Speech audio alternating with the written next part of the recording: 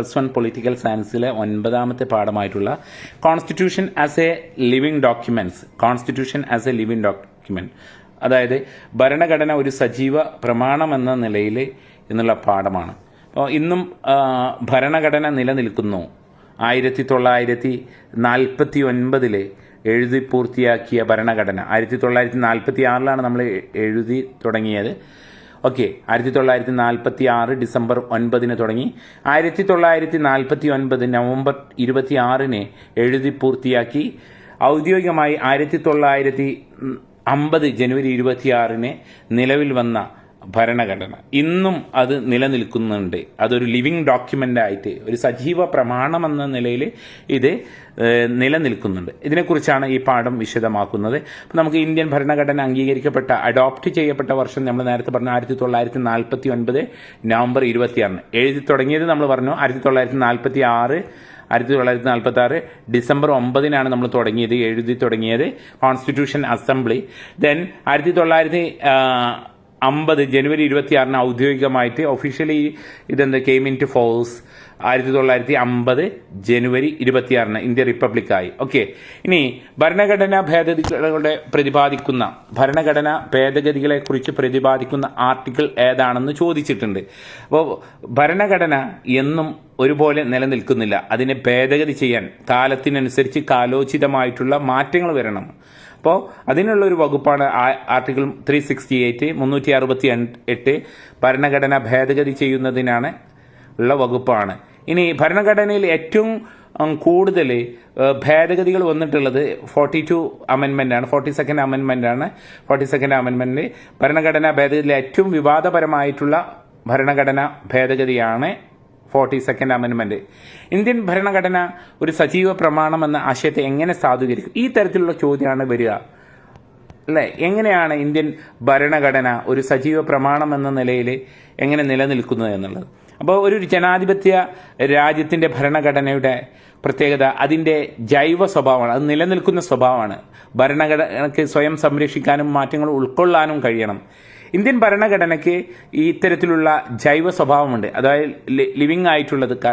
കഴിഞ്ഞ 75 വർഷക്കാലം ഇന്ത്യ സാമൂഹ്യ രാഷ്ട്രീയ വ്യവസ്ഥ മാറിയെങ്കിലും ഭരണഘടന ഇന്നും അതിൻ്റെ കോർ വാല്യൂ അതിലെ ചില മാറ്റങ്ങൾ മാത്രം വരുത്തിയെങ്കിലും അതിനാണ് ഭരണഘടന ഇന്നും അതിൻ്റെ ഒറിജിനൽ വേർഷൻ ഇന്നും നിലനിൽക്കുന്നുണ്ട് എന്നാണ്. പാർലമെന്റ് കൊണ്ടുവന്ന ഒട്ടേറെ ഭേദഗതികളും ജുഡീഷ്യറിയുടെ വ്യത്യസ്ത വ്യാഖ്യാനങ്ങളും ഭരണഘടന ഉൾക്കൊണ്ടിട്ടുണ്ട് എന്നാണ് പറയുന്നത്. ഇതിലെ ഏറ്റവും പ്രധാനപ്പെട്ടതാണ് Kesavananda Bharati case. Kesavananda Bharati versus state. 1973 Kesavananda Bharati ഭരണഘടനയെ ഭേദഗതി ചെയ്യാനുള്ള ഗവൺമെന്റിന്റെ അധികാരത്തിനുമേൽ നീതിന്യായ വിഭാഗം വ്യക്തമായൊരു നിയന്ത്രണങ്ങൾ ഏർപ്പെടുത്തുകയുണ്ടായി. അതായത് ഭരണഘടന ഭേദഗതി ചെയ്യുന്നത് ഗവൺമെന്റിന്റെ അധികാരത്തിൽ മേലെ നീതിന്യായ വിഭാഗം നമ്മുടെ ജുഡീഷ്യറി വ്യക്തമായിട്ടുള്ള നിയന്ത്രണങ്ങൾ ഏർപ്പെടുത്തി. ഒരു തരത്തിലുള്ള ഭേദഗതിയും ഭരണഘടനയുടെ അടിസ്ഥാന ചട്ടക്കൂടുകൾ ലംഘിക്കാൻ പാടില്ല. അതിന്റെ basic structure of Indian constitution cannot be amended. അത് ഒരിക്കലും അമെൻഡ് ചെയ്യാൻ പാടില്ല എന്നുള്ളതാണ് കേശവാനന്ദ ഭാരതി 1973 കേശവാനന്ദ ഭാരതി കേസ് പറയുന്നത്. ഭരണഘടന അടിസ്ഥാന ചട്ടക്കൂടിനെ ലംഘിച്ചോ ഇല്ലയോ എന്ന് പറയാനുള്ള അവസാന അധികാരം കോടതിക്കാണ്. ഇതായിരുന്നു കേശവാനന്ദ ഭാരതി കേസ്. അപ്പോൾ കേശവാനന്ദ ഭാരതി എന്ന കേസ് വേഴ്സസ് സ്റ്റേറ്റ് എന്നുള്ള കേസ് ഏറ്റവും ഇമ്പോർട്ടൻ്റ് ആണ് എന്നാണ്. ഇന്ത്യൻ ഭരണഘടന അടുത്ത ഒരു ഇമ്പോർട്ടൻ്റ് ആയിട്ടുള്ള ഏരിയയാണ്. ഇന്ത്യൻ ഭരണഘടന ഭേദഗതി ചെയ്യുന്ന നടപടിക്രമങ്ങൾ എന്തൊക്കെയാണെന്നാണ്. Procedure for the amendment. Indian ഭരണഘടന 3 രീതിയിൽ അമെൻഡ് ചെയ്യാം. അത് നമ്മൾ പറയും. ഭരണഘടന പുതിയ ഭാഗങ്ങൾ കൂട്ടിച്ചേർക്കുകയോ ചില വകുപ്പുകൾ മാറ്റം വരുത്തുകയോ ഏതെങ്കിലും വകുപ്പുകൾ റദ്ദാക്കുകയോ ചെയ്യുക എന്നതാണ് ഭേദഗതി എന്നുകൊണ്ട് ഉദ്ദേശിക്കുന്നത്.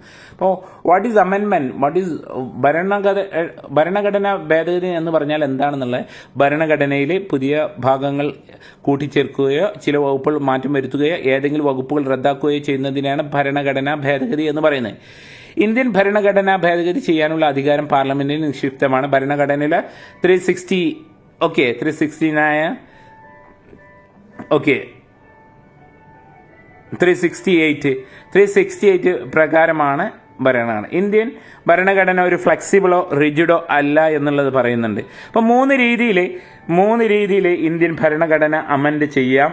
ഒന്ന്, പാർലമെന്റിന്റെ കേവല ഭൂരിപക്ഷ ത്തോടെ ഭരണഘടന ഭേദഗതി ചെയ്യാം. അതുപോലെ തന്നെ പാർലമെന്റിന്റെ പ്രത്യേക ഭൂരിപക്ഷത്തോടു കൂടി ഭേദഗതി ചെയ്യാം. അതുപോലെ തന്നെ പാർലമെന്റിന്റെ പ്രത്യേക ഭൂരിപക്ഷത്തോടൊപ്പം പകുതി സംസ്ഥാനങ്ങളുടെ അംഗീകാരത്തോടു കൂടിയും എന്ത് ചെയ്യാം, ഭരണഘടന ഭേദഗതി ചെയ്യാം. അപ്പോൾ എങ്ങനെയാണ് ഒന്നാമത്തെ രീതി? കേവല ഭൂരിപക്ഷം എന്ന് പറഞ്ഞാൽ നമ്മൾ പറഞ്ഞു ഭരണഘടനയിൽ ചില വകുപ്പുകൾ പാർലമെന്റിലെ കേവല ഭൂരിപക്ഷം കൊണ്ട് ഭേദഗതി ചെയ്യാൻ പറ്റും. അതായത് പാർലമെന്റിന്റെ ഇരുസഭകളും കേവല ഭൂരിപക്ഷത്തോടെ പാസ്സാക്കുന്ന ഇത്തരം ഭേദഗതി ബില്ലുകൾ പ്രസിഡന്റ് അനുമതി നൽകുന്നതോടെ നിയമമാകുന്നു. ഓക്കെ. രണ്ടാമത്, പാർലമെന്റിന്റെ പ്രത്യേക ഭൂരിപക്ഷം. ഭരണഘടനയിലെ ചില ഭാഗങ്ങളെ മാറ്റം വരുത്താൻ പാർലമെന്റിന്റെ മൂന്നിൽ രണ്ട് ഭൂരിപക്ഷം ആവശ്യമാണ്. ഇരുസഭകളും ഹാജരായി വോട്ട് ചെയ്യുന്നവരുടെ അംഗങ്ങളിൽ നിന്ന് മൂന്നിൽ രണ്ട്, ഇപ്പോൾ 545 ആളാണ്, അതിൽ 450 ആളാണ് വന്നിട്ടുള്ളത്. ഈ 450ന്റെ മൂന്നിൽ 2 ഭാഗം ആൾക്കാരുടെ വോട്ട് ഉണ്ടെങ്കിൽ മാത്രമേ, മൂന്നിൽ 2 പേരുടെ വോട്ട് ഉണ്ടെങ്കിൽ മാത്രമേ ആ ഭരണഘടനാ ഭേദഗതി നിലനിൽക്കുകയുള്ളൂ, അല്ലെങ്കിൽ ചെയ്യാൻ പറ്റുള്ളൂ എന്നുള്ളത്. അതുപോലെ തന്നെ പ്രത്യേക ഭൂരിപക്ഷം നമ്മൾ പറഞ്ഞു പ്രസന്റ് ആൻഡ് വോട്ട്. ഓക്കെ, പാർലമെന്റിന്റെ പ്രത്യേക ഭൂരിപക്ഷത്തോടു കൂടി, മൂന്നിൽ 2 ആൾക്കാരുടെ ഭൂരിപക്ഷത്തോടു കൂടി പകുതി സംസ്ഥാനങ്ങളുടെ റാറ്റിഫിക്കേഷൻ, അവരുടെ അനുമതിയും കൂടി ഉള്ളതാണ് പ്രത്യേക ഭൂരിപക്ഷത്തോടൊപ്പം പകുതി സംസ്ഥാനങ്ങളുടെ അംഗീകാരം. ഭരണഘടനയുടെ ചില ഭാഗങ്ങൾ ഭേദഗതി ചെയ്യുന്നതിന് പ്രയാസമാണ് എന്നാണ് ഇവിടെ കാണിക്കുന്നത്. ഭരണഘടനയുടെ ചില ഭാഗങ്ങൾ ദൃഢമാണ്, റിജിഡാണ്. അത് ഫെഡറൽ ഘടനയ്ക്ക് വിഘാതമാകുന്നത് കൊണ്ടാണ് പകുതി സംസ്ഥാനങ്ങളുടെ അംഗീകാരത്തോടെയുള്ള ഭേദഗതി ആകുന്നത്. ഓക്കെ, ഇതാണ് ഇതിലുള്ളത്. നമ്മുടെ constitution as a living document എന്നുള്ള പാഠത്തിൽ ഉള്ളത്. Okay, thank you.